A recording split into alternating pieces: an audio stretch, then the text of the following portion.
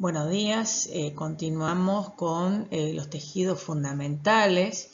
Si bien, existen 4 tejidos fundamentales, vamos a ver ahora el tejido conectivo. El tejido conectivo se caracteriza, todos los tejidos conectivos, si bien existe una gran diversidad, pero todos los tejidos conectivos se caracterizan por presentar abundante matriz extracelular. Esa es una de las características. La otra característica que comparten todos los tejidos conectivos es que tiene una gran variedad celular. Tiene diferentes tipos de células y cada tipo de célula tiene una función específica. Y otra de las características que comparten todos los tejidos conectivos es que todos se originan a partir del mesénquima del embrión. Bueno, como ya les había mencionado anteriormente, existe una gran variedad de tejidos conectivos, pero se los clasifica en 2 grandes grupos, en tejidos conectivos embrionarios y tejidos conectivos adultos. Dentro del tejido conectivo embrionario tenemos el mesenquimatoso y el mucoso, que también se encuentra en el cordón umbilical y se la conoce como gelatina de Wharton. Y dentro de los tejidos conectivos adultos tenemos aquellos que no son especializados, como por ejemplo dentro de los no especializados, en los que abundan las fibras de colágeno. Tenemos el colagenoso laxo y el denso. Acá tenemos una imagen de tejido colagenoso laxo y acá una imagen de tejido colagenoso denso. Y también dentro de los no especializados tenemos los que predominan las fibras elásticas, los reticulares y los mucosos. Dentro de los no especializados colagenosos, el denso a su vez se subdivide en no modelado y modelado. No modelado cuando las fibras de colágeno no siguen un patrón fijo, y modelado cuando sí presentan un patrón fijo. Normalmente se disponen en forma paralela. Dentro de los colagenosos densos modelados tenemos los laminares, tendinosos y el membranoso o aponeurosis. Bueno, y dentro del tejido conectivo adulto tenemos también los especializados. Dentro de los especializados tenemos el tejido adiposo, el tejido cartilaginoso, el tejido óseo, el tejido sanguíneo, la médula ósea, que es el tejido hematopoyético, tenemos también el tejido linfático y también en el diente la dentina. Bueno, como hemos visto, hay una gran diversidad de tejidos conectivos, tanto especializados como no especializados, y como hay una diversidad de tejidos conectivos, también sus funciones son muy diversas. Una de las funciones es la de unir órganos. Tenemos, por ejemplo, los ligamentos que permiten unir los huesos entre sí. También tenemos los tendones que unen el músculo al hueso. Otra de las funciones es el soporte. Por ejemplo, tenemos el conducto auditivo externo que está formado por cartílago. También tenemos los cartílagos de la tráquea, de todas las vías aeríferas superiores, por ejemplo la tráquea, los bronquios que tienen anillos cartilaginosos que mantienen la luz del conducto.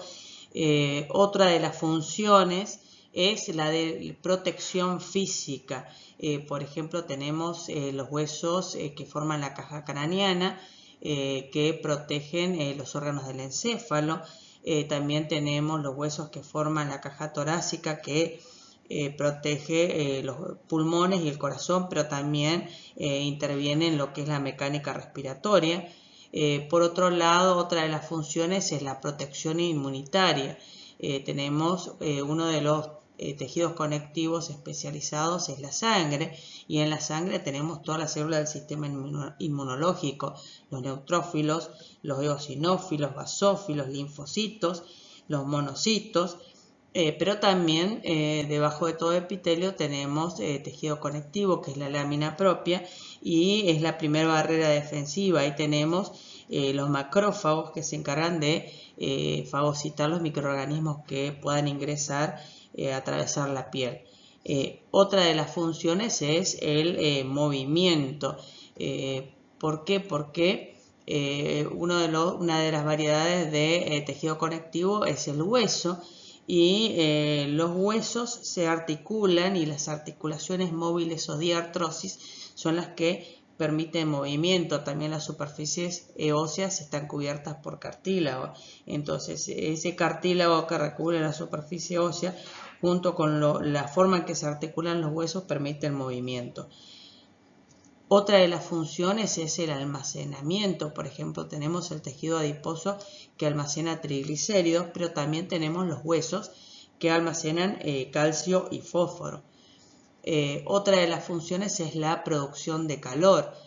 Por ejemplo, acá tenemos la grasa parda en el lactante, que sirve para producir calor. Y por último, la función de transporte, ya que la sangre es un tejido conectivo muy especializado. La sangre va a transportar nutrientes desde el intestino hasta todos los tejidos, también el oxígeno de los pulmones a los tejidos, igual que el dióxido de carbono, pero también transporta los desechos a los riñones, y transporta las hormonas a todo el cuerpo.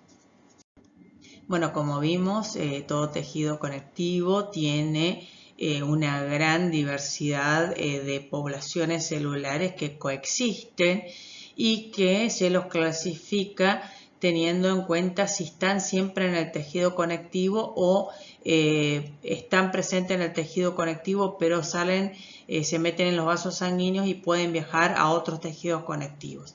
Entonces se los clasifica en dos grupos. Las que están siempre en el tejido conectivo se los llama residentes fijas o permanentes, y las que tienen capacidad de salir del tejido conectivo en el que están, meterse en los vasos sanguíneos y viajar a otro tejido conectivo, se llaman migrantes móviles o transitorios. Bueno, dentro de las residentes fijas o permanentes tenemos estas células que son los fibroblastos, y los fibrocitos también. Los fibrocitos, o sea, son el mismo tipo celular, pero en diferentes estadios. También tenemos las células mesenquimáticas, que son las que van a dar el origen a los fibroblastos. Y después también otro tipo de células que son capaces de contraerse, que son los miofibroblastos. También son células residentes fijas o permanentes los adipocitos, que tenemos representado acá. También tenemos estas células grandotas, que son los macrófagos, que son células fagocíticas, y también estas células que tienen gran cantidad de gránulos de histamina y de heparina, que son las células cebadas o mastocitos. Dentro de las células migrantes móviles o transitorias tenemos a estas células que son los neutrófilos, tenemos estas células que son los eosinófilos, tenemos los basófilos, que no tenemos representado acá en el gráfico, tenemos también los linfocitos, que son de dos tipos, los B y los T, tenemos a las células plasmáticas o plasmocitos, que son las células que producen anticuerpos, y también tenemos a los monocitos.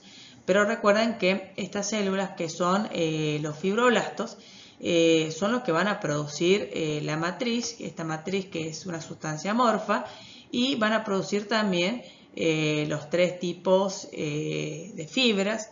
Estas, acá están representadas las fibras de colágeno, pero depende, recuerden que depende del tipo de tejido conectivo, las fibras de colágeno van a ser abundantes o no. Bueno, acá están las fibras de colágeno, acá están las fibras elásticas, y estas son las fibras reticulares. Por otro lado, acá en el gráfico podemos ver bien de que el tejido conectivo, una de las características es que está muy vascularizado. Acá tenemos un vaso sanguíneo que transporta sangre arterial, o sea, rica en oxígeno, y acá tenemos otro vaso sanguíneo que transporta sangre rica en dióxido de carbono, o sea, sangre venosa. Bueno, vamos a pasar a la descripción de cada una de las células que forman el tejido conectivo. Vamos a empezar con los fibroblastos y los fibrocitos. Bueno, las características de los fibroblastos, que son células ausadas, muy alargadas, con abundantes prolongaciones citoplasmáticas, tienen un núcleo que también es oval, con cromatina laxa. Eso significa que son células muy activas, y aparte tienen más de un nucleolo, puede llegar a tener hasta 5 nucleolos.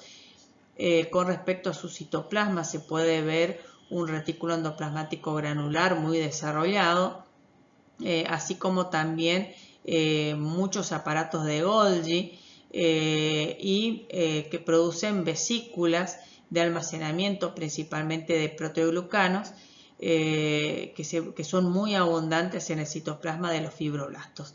Bueno, ¿cuál es la función? Van a producir toda esa matriz extracelular que es amorfa, también el remodelado, pero también van a producir las fibras de colágeno, las fibras elásticas y también las fibras reticulares.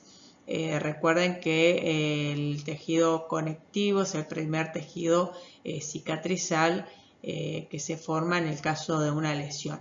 ¿Y qué diferencia hay entre los fibroblastos y los fibrocitos? O sea, los fibrocitos se los considera como células inactivas, son el mismo tipo celular, solamente que en diferentes estadios. El fibroblasto se lo llama cuando son jóvenes y su actividad de síntesis es intensa. En cambio, cuando envejecen se llaman fibrocitos. Los fibrocitos siguen siendo usados, pero ya su retículo endoplasmático granular y su aparato de Golgi está mucho menos desarrollado, y tienen menos también vesículas que almacenan proteoglucanos. O sea, se los considera células inactivas. En realidad no son inactivas porque sintetizan matriz, pero solamente la matriz que lo rodea sirve para el mantenimiento del tejido conectivo. Bueno, los miofibroblastos son células ausadas también, muy similares, o sea, son bastante difíciles de diferenciar de los fibroblastos con la técnica de H&E. Se originan a partir de los fibroblastos, pueden encontrarse en forma aislada o unidas, y cuando están unidas por las prolongaciones, y en esa zona de contacto aparecen uniones comunicantes o nexos. La diferencia con los fibroblastos es que podemos encontrar en su citoplasma componentes del citoesqueleto, que son los filamentos de actina y también miosina, que es una miosina diferente a la que aparece en el músculo esquelético, no es la miosina 2, pero los miofilamentos de actina se disponen de manera oblicua al eje mayor. Su función es la de retracción de las heridas durante la cicatrización. Justamente es donde se ha perdido tejido producto de la lesión, entonces es la que permite unir ambas superficies. Bueno, los macrófagos, también conocidos como histocitos, son células grandes que miden más o menos entre 20 a 30 micrómetros. Su forma es irregular, su núcleo normalmente es excéntrico y tiene forma de riñón o herradura, con una cromatina densa. En su citoplasma podemos encontrar un retículo endoplasmático granular y un aparato de Golgi muy desarrollado y abundantes lisosomas primarios. ¿Cuál es su función? Su función es la remoción y fagocitosis de restos celulares y detritos, o sea, son células fagocíticas que se forman a partir de los monocitos circulantes, y una vez que se meten en el tejido conectivo se transforman en células mucho más grandes llamadas macrófagos o histocitos, cuya función es la fagocitosis. Pero también son células presentadoras de antígenos porque tienen sobre su superficie el complejo mayor de histocompatibilidad de clase 2, o sea que presentan los antígenos a los linfocitos T colaboradores. Por eso son células presentadoras de antígenos. Bueno, los adipocitos son células que la encontramos en forma aislada o formando el tejido adiposo. Pueden encontrarse en grandes cantidades en el tejido adiposo, pero la cantidad de células adiposas que tiene una persona no varía de una persona a la otra, o sea, esto está determinado genéticamente. Lo que sí aumenta de una persona a la otra es la inclusión de triglicéridos que tiene. Tenemos dos tipos de células adiposas. Que es el adipocito que es unilocular, o sea que tiene solamente una inclusión grande de triglicéridos que ocupa el 95% del citoplasma, y eso hace que el citoplasma forme un halo que corresponde al 5% y donde se queda desplazado hacia el núcleo, que es oval, es excéntrico, y en ese halo de citoplasma vamos a encontrar el retículo endoplasmático liso, el aparato de Golgi y abundantes mitocondrias. Y después tenemos los adipocitos multiloculares que, a diferencia de los los uniloculares, tienen múltiples inclusiones de triglicéridos en su citoplasma. También se los conoce como adipocitos pardos.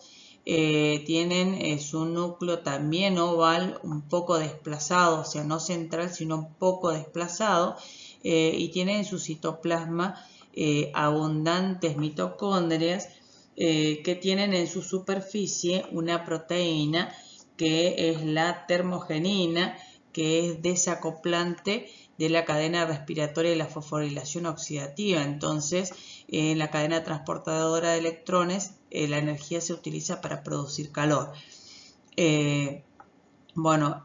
La función, en el caso de los adipocitos uniloculares, es el almacenamiento de lípidos en forma de triglicéridos.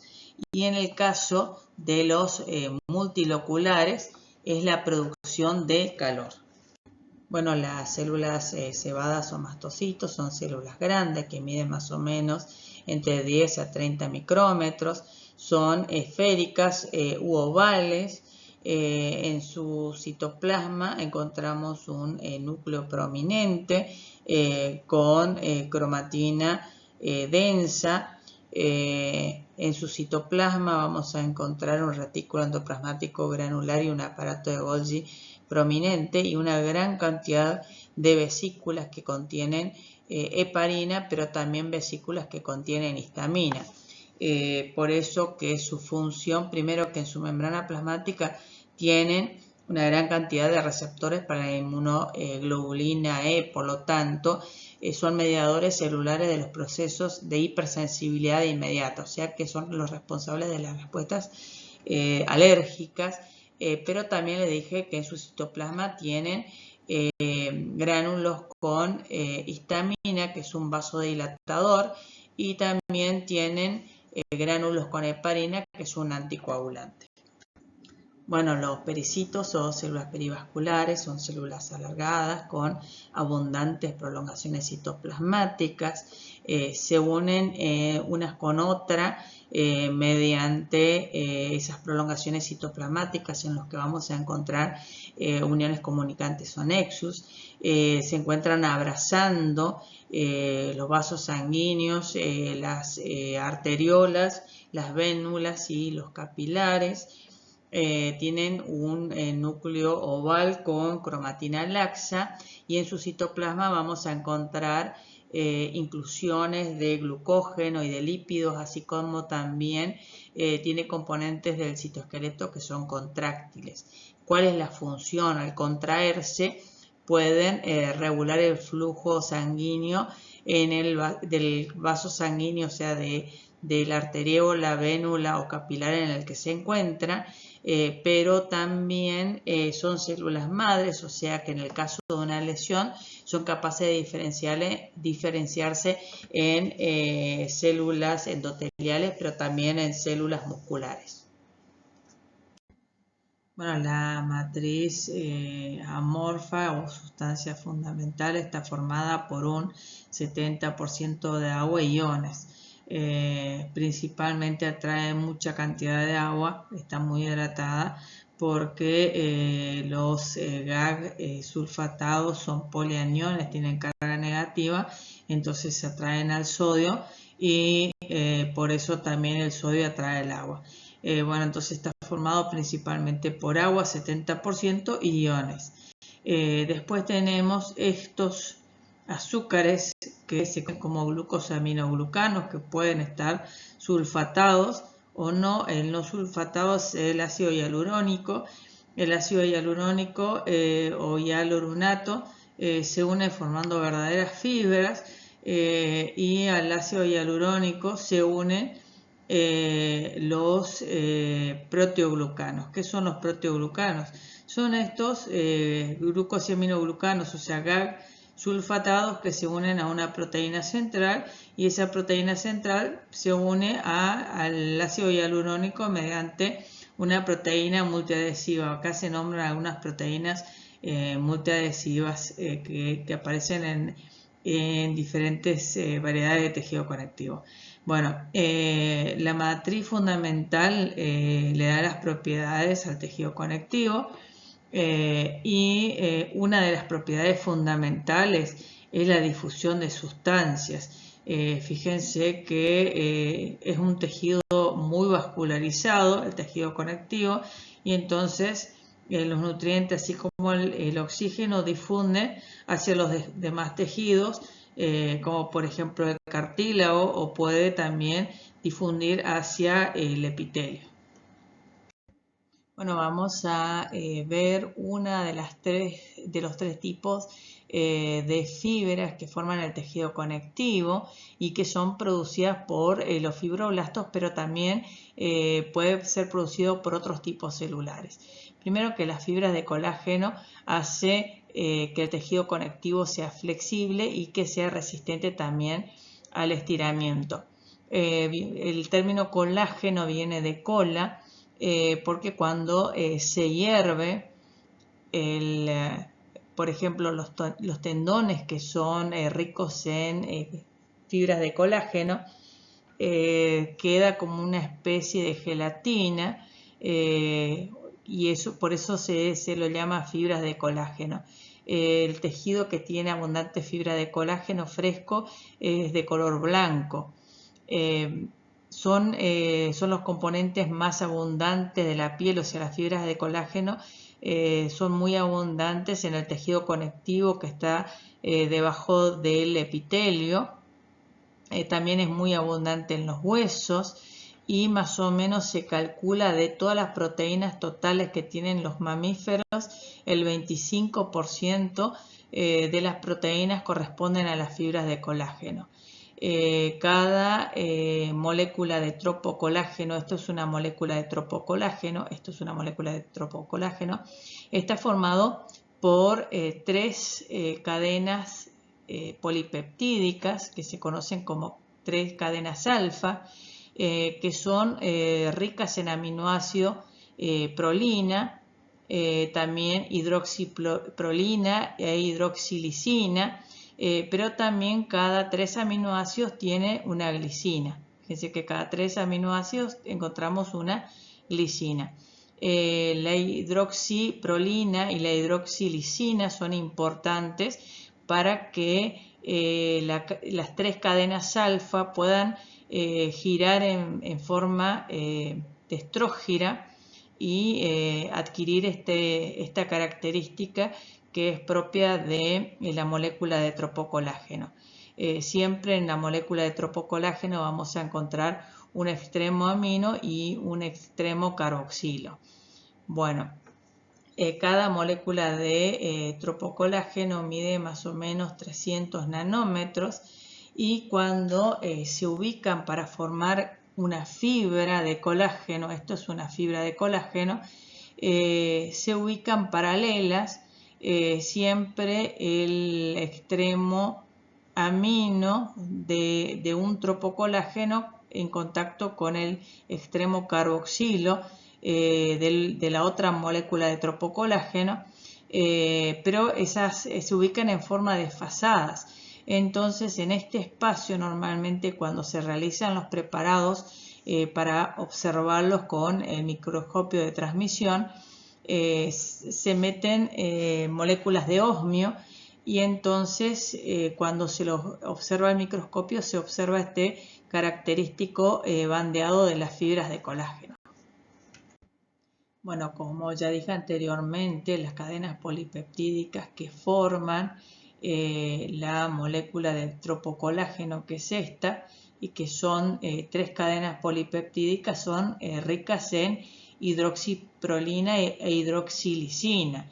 La hidroxiprolina y la hidroxilisina se obtienen a partir de la hidroxilación de la prolina y de la lisina, gracias a una enzima que se conoce como lisilhidroxilasa y prolilhidroxilasa. Pero esta enzima tiene como cofactor enzimático a la vitamina C. O sea que la carencia de vitamina C ahora se entiende por qué produce escorbuto. Bueno, las fibras reticulares son fibras de colágeno del tipo 3, pero la diferencia es que estas no forman, no se ubican, o sea, el tropocolágeno no se ubica en forma paralela formando esas fibras gruesas, sino que son fibras delgadas que se entrelazan formando una red tridimensional y sirve como sostén para aquellas células que no están unidas con otras células. Primero se pensaba de que solamente las células reticulares producían las fibras reticulares, pero se sabe actualmente que no solamente las células reticulares forman las fibras reticulares que forman el estroma de muchos órganos, como por ejemplo la médula ósea roja, los ganglios linfáticos, el vaso también, sino que también es producido por otros tipos celulares, como por ejemplo las células musculares lisas. Entonces las fibras reticulares que están presentes en la túnica media de los vasos sanguíneos es producida por las mismas células musculares lisas. También las fibras reticulares de la muscularis mucosae, que está presente en, en los órganos del tubo digestivo, perdón, y también es producido por los hepatocitos y también es producido por las células de Schwann que forman el endoneuro y también las células musculares esqueléticas que forman el endomisio. Bueno, las fibras elásticas son fibras que son delgadas, que están formadas por dos tipos de proteína, la elastina, que corresponde al 90%, y la fibrilina, que corresponde al 10%. Son fibras así que son onduladas, pero que cuando se las estira pueden alcanzar una gran longitud y después cuando cesa la fuerza, vuelven a su posición inicial. Son fáciles de identificar en los cortes histológicos por su aspecto ondulado y se las encuentra principalmente en los vasos sanguíneos, en el pabellón auricular, en la laringe, en la epiglotis específicamente, en ese cartílago que es la epiglotis, pero también es muy abundante en las arterias elásticas. Bueno, en los preparados frescos tiene un aspecto amarillo y es producido, estas fibras elásticas son producidas por dos poblaciones celulares, por los fibroblastos y por las células musculares lisas. Bueno, ahora vamos a ver los tejidos conectivos del adulto que no son especializados.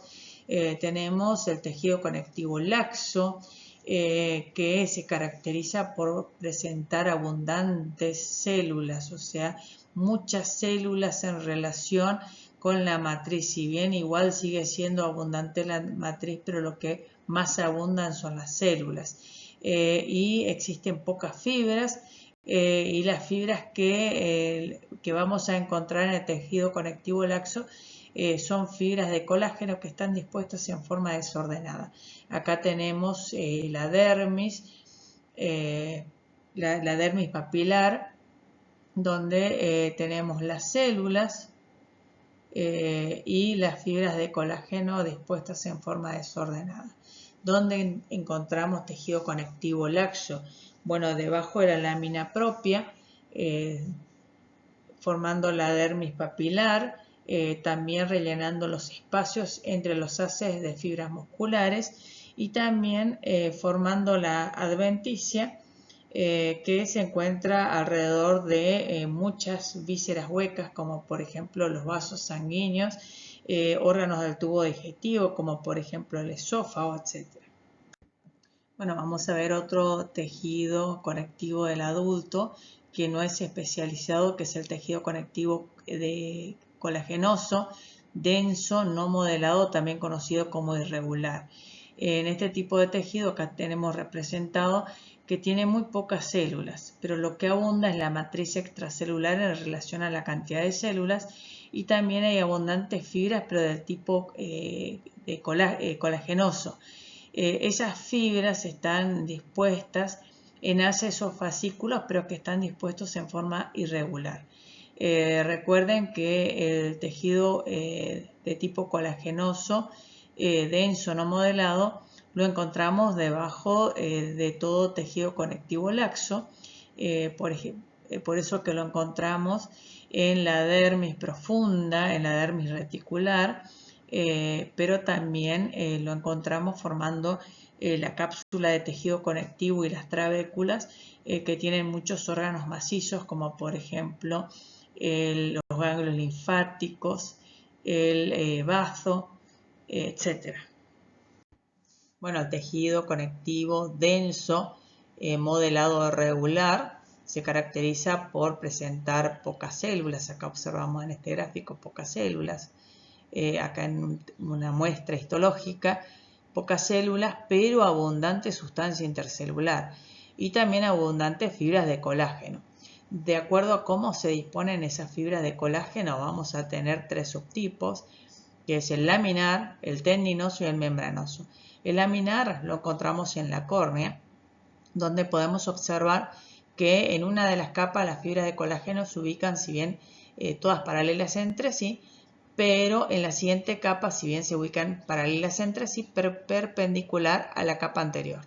Y en la siguiente también paralelas entre sí, pero perpendicular a esta capa. El tendinoso lo vamos a encontrar en los tendones, donde todas las fibras se ubican en forma paralela al eje mayor de tracción, y es el que se encuentra en los tendones. Y después tenemos el membranoso, que lo encontramos en los ligamentos articulares, en la aponeurosis del músculo y en las cápsulas de órganos macizos y sus tabiques también.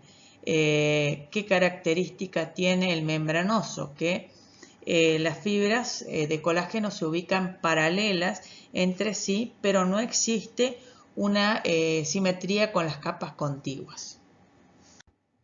Bueno, el tejido adiposo ya es un tejido adulto especializado en la acumulación de triglicéridos. Tenemos dos variedades de tejido adiposo, el tejido adiposo blanco unilocular y el tejido adiposo pardo o multilocular.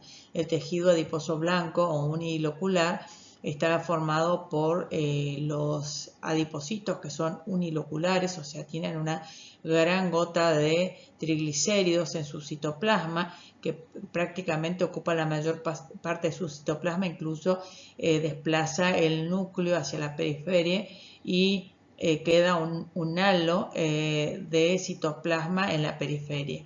Este tipo de tejido adiposo se distribuye normalmente debajo de la piel, porque actúa como un aislante térmico, o sea, sirve para almacenar energía, y también sirve para amortiguar golpes. Por eso que se entiende que los riñones están cubiertos por envueltos por tejido adiposo, porque la función de ese tejido adiposo es proteger ese órgano. Pero también hay una diferencia en cuanto a su distribución que está influenciado por las hormonas sexuales. En el varón, los andrógenos hacen que se deposite más, o sea, la grasa blanca o ese tejido adiposo en la nuca, en los hombros, pero también en la región abdominal, sacra y pélvica. También en las glándulas mamarias se da tanto en los varones como en las mujeres, o sea, no hay diferencia en cuanto al sexo, pero también se distribuye en las nalgas, o sea, se dice que la distribución en el varón tiene forma de manzana. En cambio, en las mujeres se almacena más en las glándulas mamarias, en la región, en los muslos, en las caderas, también en la región abdominal, pero inferior, y en los glúteos. Bueno, y en las mujeres esa distribución de grasa se dice que tiene forma de pera. Bueno, el tejido adiposo pardo o multilocular, las células adiposas tienen múltiples gotas de grasa de triglicéridos en su citoplasma, por eso se llama multilocular, y se encuentra ese tipo de grasa parda, se encuentra en el neonato, distribuido en ciertas regiones como por ejemplo la nuca, la espalda, en el cuello, en el pecho, y esa grasa parda es para producir calor, porque las mitocondrias de los neonatos tienen una proteína que se conoce como termogenina, que es capaz de desacoplar en el proceso de respiración celular, es capaz de desacoplar la cadena respiratoria de la fosforilación oxidativa, o sea que la energía electroquímica que se genera por el gradiente de protones, en vez de utilizarse para producir ATP, se utiliza para producir calor. O sea que la función de la grasa parda o multilocular es la de producción de calor.